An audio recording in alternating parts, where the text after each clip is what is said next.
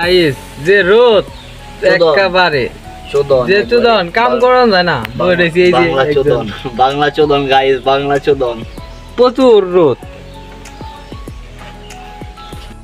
যে বাইরে রং দিতাছি আস্তর ওই যে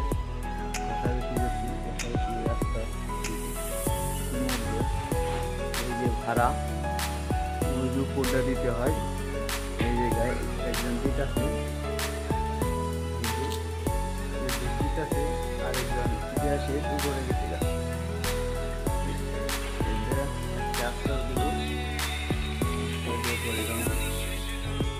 সবাই ভালো রাখবেন। আসসালামু আলাইকুম।